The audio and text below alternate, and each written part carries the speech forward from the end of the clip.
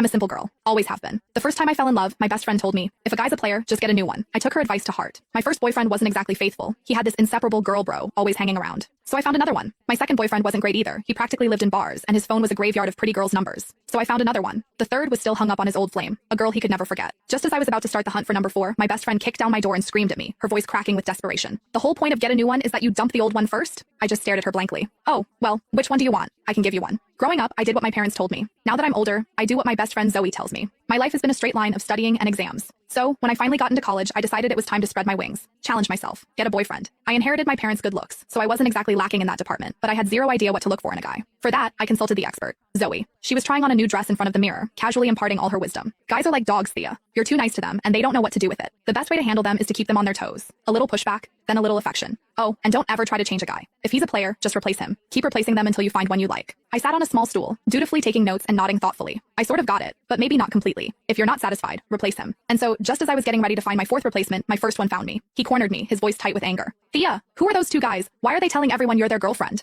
Liam was gorgeous. That was the first rule Zoe taught me. A guy has to be hot. If he's not, you'll lose your appetite just looking at him. I took that to heart. I met Liam at freshman orientation. He was a popular senior in my major, on stage sharing his experiences. I was sitting in the front row, and I was probably the only girl there actually listening to his speech instead of just drooling over him. So, after the event, he came right up to me and asked for my number. He started texting me constantly, checking in, walking me back to my dorm after class. On weekends, he'd take me shopping off campus, to the movies, out to dinner. He'd bring me bubble tea and snacks when I was stressed from studying. He even bought me a ridiculously expensive necklace. For the first 18 years of my life, my world had been a placid pond. Liam was the first stone to ever make a ripple. So when he asked me to be his girlfriend, I said yes. What I didn't expect was that after we got together, I'd discover he had a best girlfriend who was practically attached to his hip. On one of our dates, Liam's girl bro showed up uninvited. She slung an arm around his shoulder like they were buddies and winked at me. The girlfriend won't mind, right? Me and Liam go way back. We're totally platonic. Liam just sighed, but he was indulgent. Thea's super understanding. She doesn't get hung up on stuff like this. I just smiled, watching how close they were. I remembered Zoe telling me that some things were only for a boyfriend and girlfriend. So, were they a couple? What did that make me? The other woman? For our 1-month anniversary, Liam took me to an amusement park. We were having a great day, mostly because his girl bro Tanya was nowhere in sight. But as dusk fell and we headed for the Ferris wheel, she popped up like a weed. She had that same overly casual look on her face as she linked her arm through Liam's. Liam!